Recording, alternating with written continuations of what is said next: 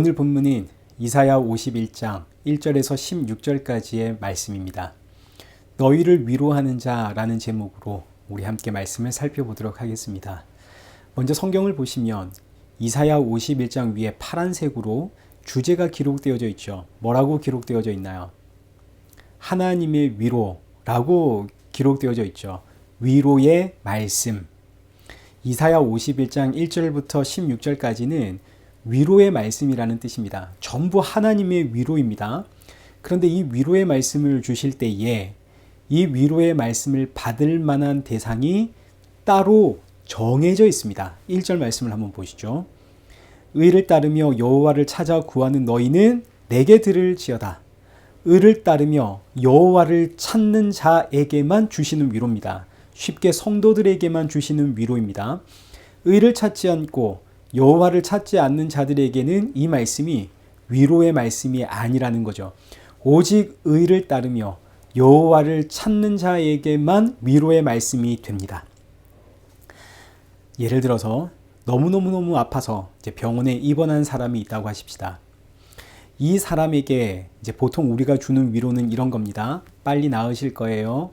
걱정하지 마세요. 금세 건강해지실 겁니다. 이제 더 건강해지실 겁니다. 하나님이 지켜주실 겁니다. 우리 모두 기도하고 있습니다. 이런 위로는 누가 들어도 좋습니다. 너무너무 감사하고 힘이 나고 고맙습니다. 그러나 이 위로는 성경적 위로는 아닙니다. 그냥 세상적 위로가 되겠습니다. 성경적 위로는 예수님이십니다. 예수님이 성도의 위로입니다. 성경이 이야기하고 있는 위로는 오직 예수 그리스도. 아프십니까? 예수님 믿으십시오. 실패하셨습니까? 예수님 믿으십시오. 외롭습니까? 예수님 믿으십시오. 사람에게 상처 받으셨습니까? 예수님 믿으십시오. 그 어떤 일을 당했다 하더라도 예수님 믿으십시오. 예수님이 당신의 위로입니다. 이런 위로는 세상 사람들에게는 전혀 위로가 안 됩니다. 오직 부르심을 받은 주의 백성들에게만 위로입니다. 교회도 마찬가지입니다. 하나님의 위로는 오직 예수님 뿐입니다. 그 예수님의 말씀을 전해 들을 때에 지치고 상한 내 영혼에 예수님만이 나의 위로구나. 예수님을 위로로 받는 성도가 있는가 하면 반면에 예수님 이야기 앞에 전혀 위로를 받지 못하는 교인이 있는 거죠. 하나님의 위로는 받을 만한 대상이 이미 정해져 있습니다. 오직 하나님으로부터 난 자들만 예수님이 하나님의 위로가 되는 거죠. 그들에게 주시는 말씀입니다. 세상 모든 사람들에게 주는 위로가 아닙니다. 그래서 보십시오. 하나님의 참된 위로가 되시는 예수님이 이 땅에 오자 이 세상 사람들이 예수님 어떻게 했나요? 침 뱉고 뺨을 때리고 십자가에 달아 죽였습니다. 예수님은 우리의 위로가 아니라는 뜻입니다. 그러나 그 십자가에 죽은 예수님을 내 인생의 위로로 삼고 사는 인생들이 있습니다. 누군가요? 하나님으로부터 난 자들이죠. 예수님의 제자들, 성도들, 오늘 저와 여러분. 성도에게 예수님은 이 땅의 유일한 위로입니다. 이 세상의 모든 것은 안개와 같고 이 땅의 것은 영원한 것이 없습니다. 결국 불태워지는 세상입니다. 우리가 지금 새벽에 요한계시록을 읽고 있는데 요한계시록을 보니까 이 세상은 온통 하나님의 심판, 하나님의 심판, 하나님의 심판. 이 땅에는 안식이 없습니다. 안식이 없는 세상, 온통 심판으로 가득 찬 이 세상에서 성도의 유일한 위로는 이런 세상에서 나를 구원하시는 예수 그리스도뿐입니다. 예수님이 나를 이 죄와 사망의 세상에서 구원하시고 예수님 다시 오시는 그날 나를 새하늘과 새 땅으로 이끄시니 오직 예수님만이 나의 유일한 위로요, 나의 유일한 소망이 되십니다. 예수님은 믿는 자들에게만 위로가 되시는 분입니다. 이게 오늘 본문의 이야기입니다. 하나님께서 자기 백성들에게 위로를 주시는데 자기 백성들에게만 위로를 주십니다. 그 위로의 내용을 한번 보시죠. 1절 중반절입니다. 너희를 떠낸 반석과 너희를 파낸 우묵한 구덩이를 생각하여 보라. 하나님께서 지금 자기 백성들에게 위로를 주시는데 그 위로의 내용이 뭐냐면 하나님의 백성은 원래 이 세상에 뿌리를 내리고 이 세상의 것을 바라고 구하며 그리고 이 세상이 주는 물과 이 세상이 주는 양식을 먹고 마시며 살았습니다. 그런데 하나님은 이렇게 이 땅에서 잘 살고 있던 그들을 이 땅에서 뿌리채 뽑아내십니다. 그러니 얼마나 아프겠습니까? 이게 고난이죠. 나는 지금 이 땅에서 잘 살고 있는데 이미 깊숙이 뿌리 내리고 살아가고 있는데 하나님께서 이런 나를 뿌리채 뽑아내시니 얼마나 아픈지. 그런데 하나님께서 하시는 말씀은 이게 바로 내가 너에게 주는 위로다. 참된 위로다. 하나님께서 죄와 사망에 뿌리 내리고 있는 자기 백성들을 뿌리채 뽑아내심. 이것보다 더 큰 은혜와 위로가 어딨나요? 그러니까 이 말씀은 하나님의 자녀들에게만 위로가 되는 말씀입니다. 세상 사람들에게는 전혀 위로가 아닙니다. 세상은 이 세상에서 정말 잘 살고 싶은 게 위로죠. 잘 먹고 잘 사는 것, 보란듯이 사는 것. 이게 세상 사람들에게는 위로입니다. 그러나 하나님의 백성들에게 위로는 이 세상에서 뽑힘을 당하는 것. 이 세상은 죄와 사망의 세상이요 불에 탈 세상인데 이 세상에서 건져냄을 받았으니 이게 은혜고 이게 위로가 되는 거죠. 이렇게 자기 백성을 뽑아내시면서 하시는 말씀이 2절입니다. 너희의 조상 아브람과 너희를 낳은 사라를 생각하여 보라. 아브라함이 혼자 있을 때에 내가 그를 부르고 그에게 복을 주어 창성하게 하였느니라. 하나님께서 아브라함을 생각해 보라 하십니다. 아브라함은 원래 갈대아 우르에서 잘 살던 인생입니다.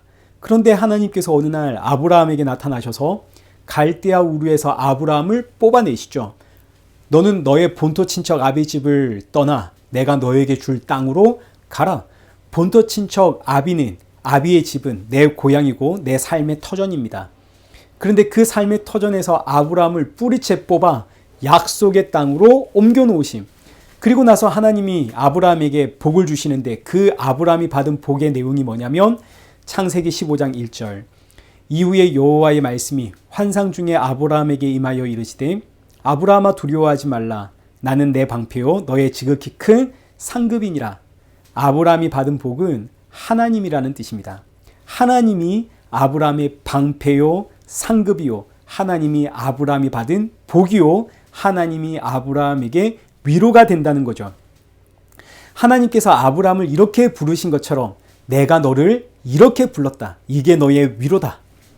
그래서 이제 우리가 아브라함을 믿음의 조상이라고 부릅니다. 아브라함의 믿음이 대단해서 아브라함의 믿음을 본받아라. 그래서 믿음의 조상이 아니라 갈대아 우르에 살고 있는 아브라함을 내가 뿌리채 뽑아 약속의 땅에 옮겨 심은 것처럼 내가 너를 이 땅에서 뽑아 약속의 땅으로 옮겨둘 것이다. 아브라함이 믿음의 조상이라는 의미는 하나님께서 그 인생을 뿌리채 뽑아 약속의 땅으로 옮겨두시는 그 최초의 인생이 아브라함이기에 아브라함을 우리가 믿음의 조상이라고 부르는 겁니다.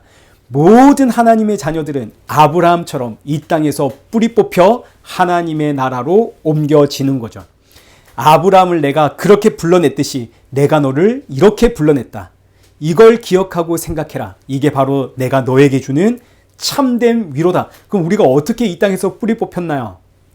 예수님의 십자가 보혈, 그 은혜로 우리가 뿌리채 뽑혔죠. 이제 3절 말씀을 보십시오. 나 여호와가 시온의 모든 황폐한 곳들을 위로하여 그 사막을 에덴 같게 그 광야를 여호와의 동산 같게 하였나니 그 가운데에 기뻐함과 즐거워함과 감사함과 창호하는 소리가 있으리라.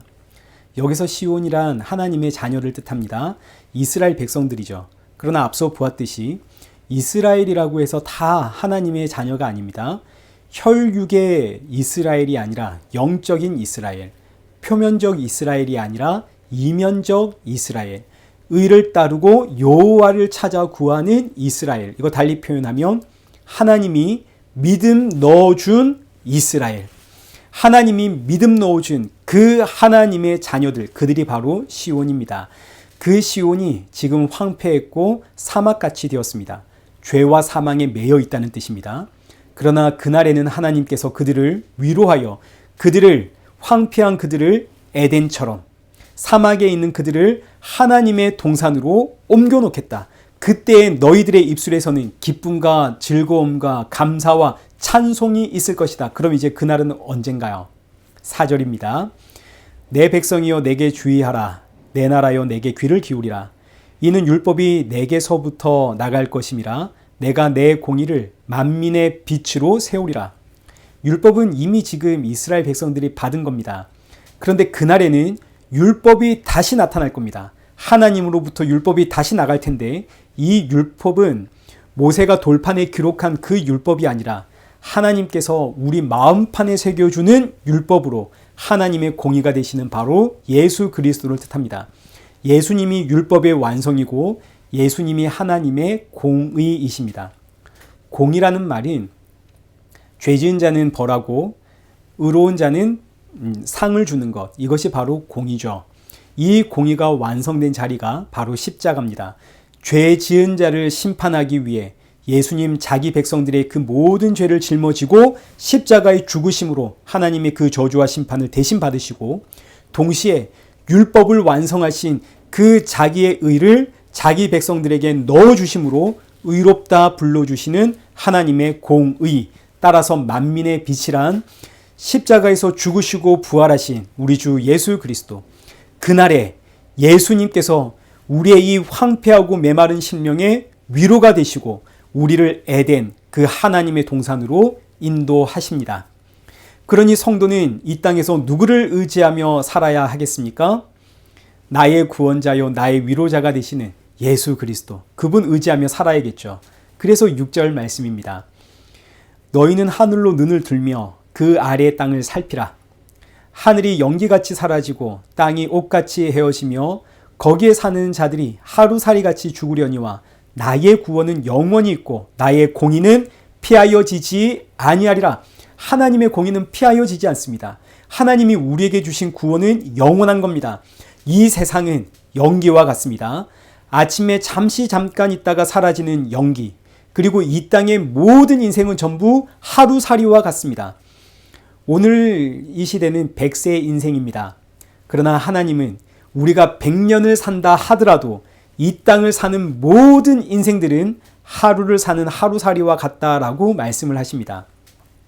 왜냐하면 인생의 생명은 숨쉬는 이 호흡에 있는데 이 호흡을 주시는 분이 우리 하나님이십니다.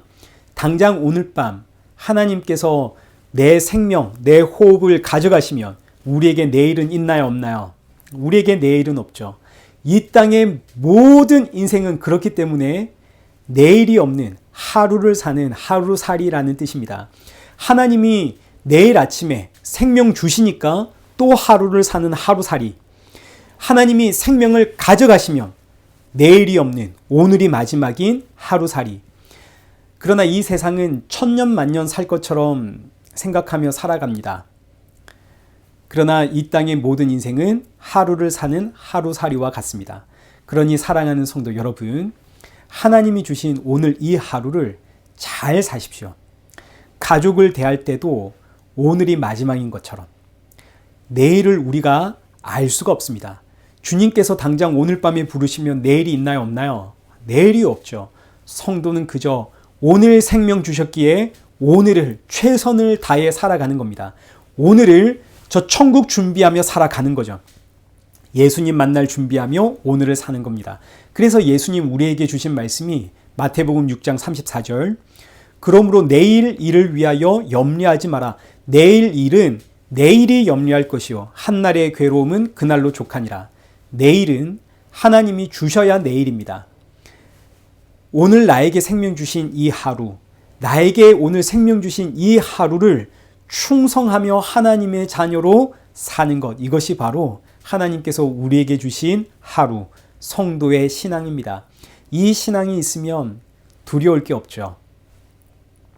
오늘 하루를 사는 인생 아닙니까? 오늘 하루를 살고 또 주께서 생명 주시면 또 내일 하루를 또 살고. 오늘 본문 7절 말씀 보십시오. 의를 아는 자들아, 마음에 내 율법이 있는 자들아, 너희는 내게 듣고 그들의 비방 두려워하지 마라. 그들의 비방에 놀라지 마라. 옥같이 좀이 그들을 먹을 것이며 양털같이 좀벌레가 그들을 먹을 것이나 나의 공의는 영원히 있겠고 나의 구원은 세세에 미치리라. 이 세상도 하루살이입니다. 하나님이 생명 주어야만 이 다음 그 하루가 있는 겁니다. 하나님이 허락하셔야 내일이 있습니다. 이 사실을 안다면 우리는 내일을, 세상을 두려워할 이유가 없죠. 마음에 내 율법이 있는 자들아. 여기서 율법은 예수님을 뜻하는 겁니다. 내가 너에게 예수 생명 넣어주지 않았니? 너에게 준 생명은 영원한 것이다. 그러니 사랑하는 내 자녀들아, 하루살이 같은 이 세상 두려워하지 마라. 이 세상은 조미 먹은 옷과 같다.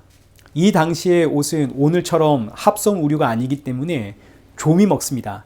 조미 먹은 옷은 만지면 바스락거리고 사라집니다. 이 세상은 이렇게 사라질 세상이다 이거죠. 그러니 하루살이와 같은 이 세상 두려워하지 말고 너에게 생명을 주신 너의 하나님을 두려워해라. 그리고 나서 하나님이 출애굽 이야기를 하십니다. 9절부터 11절까지는 출애굽에 대한 이야기입니다. 보시죠. 여호와의 팔이여 깨소서 깨소서 능력을 베푸소서 옛날 옛시대에 깨신 것 같이 하소서 라합을 점이시고 용을 찌르신 이가 어찌 주가 아니시며 바다를 넓고 깊은 물을 말리시고 바다 깊은 곳에 길을 내어 구속받은 자들을 건너게 하시니가 어찌 주가 아니시니까. 자, 여기서 나오는 라합과 용은 애굽을 뜻하는 표현입니다. 애굽을 점이시고 이 의미는 토망을 냈다 이 뜻입니다. 애굽을 토막내어 자기 백성을 구원하신 하나님. 이때 중요한 것은 어떻게 구원하셨나요? 어떻게 자기 백성을 애굽에서 구원하셨나요? 하나님의 어린 양, 그 어린 양의 피로 구원을 하셨죠. 애굽에서 하나님이 자기 백성들을 뿌리 뽑았습니다. 뿌리채 뽑아내실 때 어떻게 하나님의 어린 양, 그 어린 양의 피로 뿌리채 뽑아내셨죠. 이제 이 말씀을 오늘날로 표현하면 애굽이라는 이 세상에 살고 있는 우리가 어떻게 뿌리 뽑혔는가? 십자가에 흘리신 그 예수 그리스도의 보혈이 나를 이 세상에서 뽑아 하나님의 나라로 옮기셨다. 그러니까 지금 이사야 51장의 내용은 직접적으로 표현하고 있지는 않지만 지금 구약은 다 그림자 아닙니까? 그림자이기 때문에 직접적으로 표현하고 있지는 않지만 그러나 성도의 구원은, 성도의 위로는 오직 어린 양의 피, 예수 그리스도 그 십자가의 보혈이다. 지금 그 이야기를 하고 있는 겁니다. 이스라엘 백성들을 어린 양의 피로 출애굽시켰듯이 오늘날 내가 예수 그리스도의 그 십자가의 보혈로 너를 출세상시키겠다. 그러니 너희는 이 세상 두려워하며 살지 말아라. 12절입니다. 이르시되 너희를 위로하는 자는 나, 곧 나이니라. 너는 어떠한 자이기에 죽을 사람을 두려워하며 풀같이 될 사람의 아들을 두려워하느냐. 너희를 위로하는 자는 바로 나다. 나 아니냐. 그러니 풀같은 사람, 저 인생을 두려워하지 마라. 사람의 위로를 기대하지 마라. 내가 너의 위로자다. 그리고 나서 하시는 말씀이 나는 어떤 자인가? 13절. 나는 하늘을 펴고 땅의 기초를 정하고 너를 지은 여호와다. 나를 잊지 마라. 어찌 종일 두려워하고 있느냐? 내가 너의 위로자다. 15절. 나는 너의 하나님 여호와라. 바다를 휘저 그 물결을 뒤흔들게 하는 자다. 그리고 나서 하시는 말씀이 16절. 내가 내 말을 내 입에 두고 내 손그늘로 너를 덮었나니 이는 내가 하늘을 펴며 땅의 기초를 정하며 시온에게 이르기를 너는 내 백성이라 말하기 위함이라. 하나님께서 그 손으로, 그 전능하신 손으로 나를 지금 덮고 계십니다. 그 하나님은 하늘을 펴셨고 땅의 기초를 만드신 창조주 하나님이십니다. 그 하나님이 나에게 하시는 말씀이 너는 내 백성이야. 그러니 사랑하는 성도 여러분, 이 세상 두려워하지 마십시오. 혹 오늘 나에게 걱정과 근심과 염려가 있다 하더라도 나의 하나님을 보십시오. 너는 내 백성이다. 내가 너를 덮고 있다. 외치시는 그 하나님을 보십시오. 그 하나님이 나에게 참된 위로가 되시는 예수님을 주셨습니다. 이 땅에서의 모든 걱정과 근심과 염려는 사실 내일을 생각하고 있기 때문에 우리에게 생기는 겁니다. 그러나 하나님께서 오늘 나를 불러가시면 진짜 내가 하나님 앞에 걱정해야 될 게 뭔가요? 하나님 앞에서의 심판이죠. 내가 걱정해야 하는 것은 하나님의 심판입니다. 그런데 이 심판에서 나를 구원할 자, 이 심판에서 나를 위로할 자가 계십니다. 누구신가요? 예수 그리스도. 그래서 예수님이 나의 위로입니다. 그 예수님이 지금 나와 함께 하시고 그 예수님이 너는 내 백성이다. 너는 내 것이다. 그래서 예수님이 성도에게 참되고 유일한 위로가 되는 거죠. 이 말씀이 자칫 잘못 들리면 현실 도피처럼 들릴 수 있습니다. 그러나 이 말씀은 현실 도피가 아니라 오히려 이 말씀으로 인해, 이 믿음과 이 신앙으로 인해 성도는 더욱더 현실에 최선을 다해 살아가는 인생이 됩니다. 하나님이 나에게 주신 오늘 이 하루, 얼마나 귀하고 복된 하루인가요?